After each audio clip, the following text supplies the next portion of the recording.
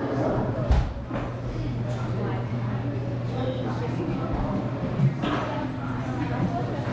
and welcome.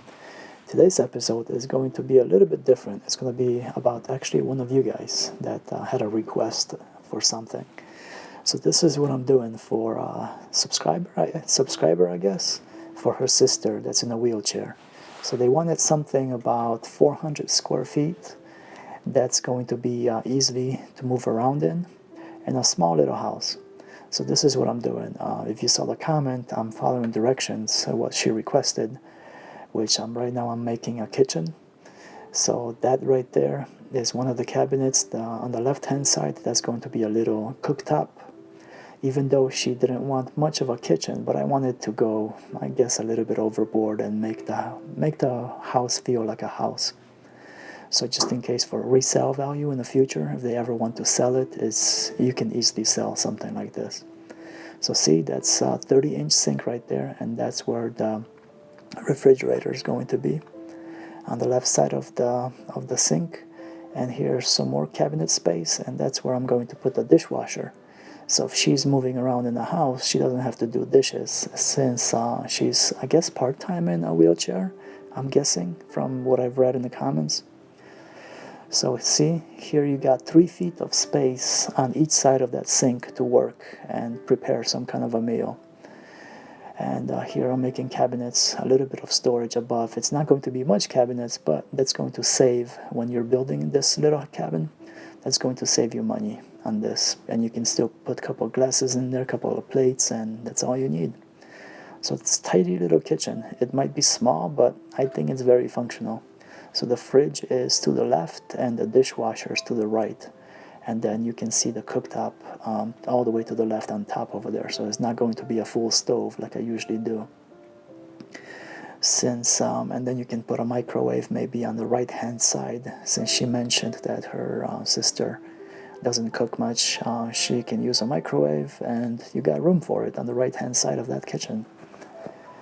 So see, I'm messing with the window here, because you guys know me and windows. If I build a small house, I try to put big windows in so it doesn't feel so small.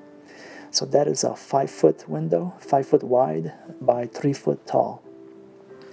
So for a little kitchen, not bad at all. Functional, you can definitely live on here. It kind of got a little minimalist cabin kind of feel to it. And then they mentioned they have a dog, so the dog can be on that right wall over here that you see right now, on the right side of your screen. So here we're going to put a dining room table, so you can have a meal. You invite the other sister over so she can visit you, and there you go. You guys can share a meal in just a regular size kitchen, because this is just a regular size dining room table, and that's how it looks. So you have the regular dining room table with a 5 feet by 4 feet window. That's what that one is. It's a slider to the left or right, or however you order the window. So you got a nice little window that you can look outside and eat your breakfast or whatever in. Then this, right now we're going to be making a bathroom. So that's the walls. I'm going to adjust those walls in a second, because I got an idea when I was thinking about this, how to design this. And I'm going to also adjust the toilet that you see in the upper right, so she has a little bit more space there. So that space ended up being, I think, about 3.5 feet or something like that for the toilet, which is a pretty good space. So you can have the wheelchair kind of in front of the toilet and then scoot over to the toilet. So this is what I'm putting a shower in. It would be a 4-footer, and what I would recommend, if any of you built this, or for anybody that's in a wheelchair, to have a low step-in height. Even better, it's those 0 step-in height showers that the floor kind of angles down and it goes down the drain. And those are truly the best, because you can actually put the whole wheelchair, you can just drive right in there. But it wouldn't be really big enough for that. But I've seen those, and actually one of my customers had it. And I love how that was, because you can easily put a wheelchair and just drive in there. But this is going to be just a standard one with a very low step-in height. So see, that's how it would look. So the toilet has pretty good amount of space. I'm messing around with the mirror now. And then there's a cabinet above the toilet, as you can see. I'm going to adjust that in a second as well. to make it look a little bit better and create a little bit more storage. So here I'm adjusting that. And this is why I love what I do. See, this to me, some people might think this is work, but I spend some time on this, thinking about this and putting this together, but I truly enjoy what I do. So I love what I do and I don't mind doing it. So from time to time, if somebody asks me to do something like this, I'm going to do it. And by the way, one of you guys, actually not one, but quite a few of you guys asked me to do a tiny house. So that's what's going to be next. It's going to be a tiny house. And then one other person or a couple more asked for a 3-bedroom house, but a small 3-bedroom house. And that's exactly what I do on my channel. So I'm going to do that video as well. So in the next week, you're going to see, those are washer and dryers, by the way, not stackable this time, since the lady's in a wheelchair. I try to make everything easy, so they would be front loaders, not top loaders, but the front loaders. And that's the water heater, so you have basically everything covered. The only thing that you're not going to see here is a furnace, because this house would be made for a mini split system. So all you would need for this house is to have 2 head units for the mini split system. One for the bathroom and one for the general openness, open floor plan, the concept of the bedroom, dining room, and kitchen. So 2 heads will do the mini split system, and it'll be fairly actually reasonable and very, very quiet. I love those things. They are pricey, but it's worth every penny for those things. They don't draw much power, so you save some money on power, and they are very, very quiet. So the bathroom is pretty good. If you can see, kind of, if you're thinking, where's the light switch going to be for the bathroom? I would actually put the light switch on the outside of the bathroom. I know it's kind of weird, but hey, it's one of the sacrifices, since everything is so tight and the door opens a certain way, unless you get a different type of door. And by the way, towards the end of the video, behind that door, I'm going to show you what I'm going to put in there. So stick around and you'll see how that looks. But see, look at that. Nice little tidy bathroom. You have enough room to move the wheelchair around, because you have, what was that, like 5 feet of space in there. So that's plenty to maneuver. And everything is easily, you can get to. And I'll put, see now what I'm doing here, sorry, my mind is just all over the place. It's just how it is. My mouth can't keep up with my brain. It's just how I work. Here I'm adjusting everything, because I'm putting a corner fireplace, a multi-sided fireplace in here, a gas one. So since she doesn't have to worry about wood or anything like that. So this one would be a gas fireplace. So virtually no maintenance to it. And the beauty of the multi-sided ones are, and you'll see that in a second, that you can see the fireplace from the dining room, the kitchen, and also when she's lying in bed or watching TV, and I'll show you that. You see that? Multi-sided? You just gotta excuse the software, because this thing is from 2014. Oh no, I'm sorry, 2006. It's about 14 years old. So it's a very, very old software. But it's easy to work with, and it's not very demanding on a computer, and that's the reason why I like it. It doesn't have to be fancy. There is software that I want to get, but it costs like $5,000 for the version that I want. It's called Lumion. And if you look that up, you'll see what I'm talking about. And eventually I will get it. So you'll see this channel using Lumion software, whatever the version is. And that software is just absolutely amazing, how beautiful everything looks. It looks very, very realistic. Night and day difference from what I'm showing you here. But for now, that's all I can afford, and that's all I'm going to do. But it still gets the job done, and I make my own plans, and look at that. Everything is just coming together piece by piece. And if it's not broken, why fix it? So it doesn't have to be expensive to work. So here I'm doing something a little bit different. Instead of framing out a closet, I'm kind of doing one of those closet systems that you can buy from IKEA. That way your wall space is not limited, because you can see that's where I put the bed, since I'm assuming this is a single person that I'm doing this for. So, and this is a double bed, so it's not a single bed, so it's a little bit bigger, but it's smaller than a queen size and smaller than a king size. So that's why I'm putting it against the wall. So it's basically for one person what I'm getting at. So that closet system would be to the left or right, depends how you look at it, of the bed. And this is where I'm putting the sofa. So I came up with interesting, you'll see why I'm putting a sofa there. So see that? You can have your clothes right there. And probably the cabinets above the head of the bed wouldn't be utilized, but I just put it there just so it looks cool. Like I said, I put this plan in a community tab with all the measurements. So if you literally want to build this, you can just print that out and take it to your building department. And that's what I did for this lady. So that was her Christmas present, I guess. And here I'm doing a little cutout.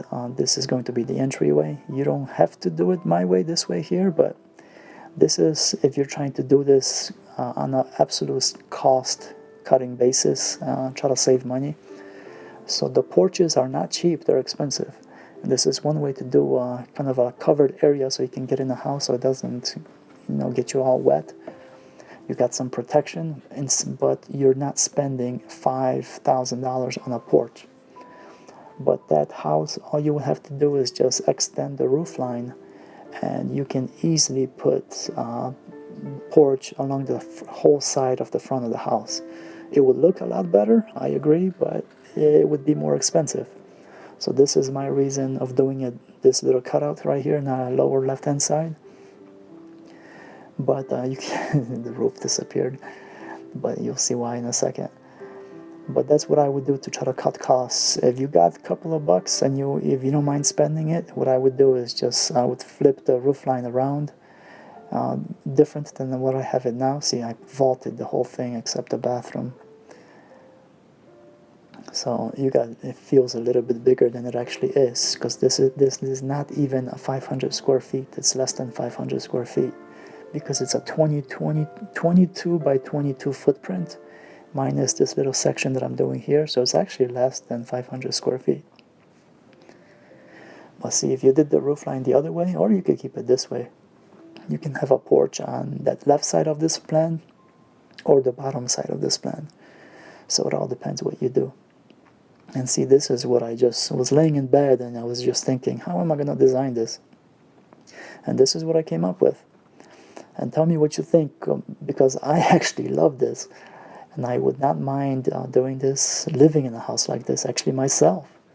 Because I think it's a very usable and a friendly floor plan and easy to live with.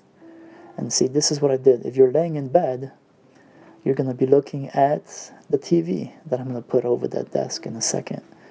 But you also have a laptop that you can get a window into the outside world on your computer. And also, when you're not doing that, you can watch TV when you're either sitting in that little two-person sofa that I put at the bed of how do you say that? The bottom of the bed? No, that doesn't sound right. Anyway, you got the sofa there. You can sit on the sofa, or you can lay in bed and you can watch TV if the TV is big enough. So I would put all the outlets over there on that wall like I usually do. Elevated outlets so they don't show. So it's a nice clean look, so the wires are not going down the wall. So look at that. Perfect. So you're laying in bed and you're watching TV. Absolutely perfect. And you can see the fireplace. You see that? So you can still see the fireplace when you're laying in bed. So you're really basically, I love this floor plan. It's kind of funny saying about my own design, but I like how it turned out. So, and I like what I do. And see, this is a window, so you're sitting outside. If you're sitting on that sofa, you got a nice 5-foot wide window. Look at that. So if you're in a wheelchair, everything is you can get easy to everything. The only door you have is into the bathroom, and even you can change that and maybe make some kind of a different door design. Or hell, if you're just one person, you might not even put in a door. You put some curtains or something, who knows, and then it's even easier to get in there. See, that's a coat rack that you can put in there. You can move that door off a little bit, and you can put your shoes behind the door, kind of like when I did with the little cabin I just finished. I did the same thing. I left a little bit, I think, 12 inches, 11 inches or something, space behind the door that you can put your shoes there and a jacket and everything, and maybe even a little bench. But see here, she can get dressed, and she can even utilize the dining room chair to, get everything ready before she goes outside. So I think it turned out great. For one person, this would be absolutely perfect. And hell, like I said, I wouldn't even mind living in this myself. This is all one person would need. You got a fireplace, which is a very nice touch, and I'm gonna start doing that eventually in my homes. I just can't afford to do it right now because it's an additional expense, and it's probably would cost about, well, it depends on the fireplace that I would put in there. But with venting it, if I get the true fire ones, everything out the door, I'm looking at $3,000-$4,000, maybe even $5,000, depends on which one.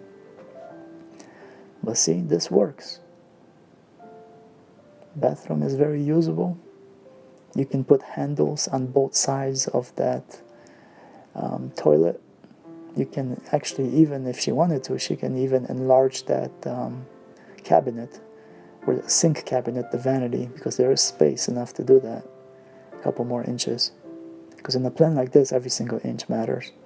And see, this is what I did with a small cabin kind of a thing as well, what I just finished. I had the same idea. Instead of putting doors on this, and doors are expensive and it limits your space, just put a closet rod across the thing and cover it. And you can have some kind of a funny design with what do you call those things? Covers, not covers. Jeez, I'm having a brain fart. But anyway, you can cover it, make it like a rustic look, mountain look, bears, whatever. Curtains, jeez. You see? And I put the little linen closet right there. Not very deep, about 1 foot deep, but I squeezed it in there. So once you're doing laundry, you can put that in there.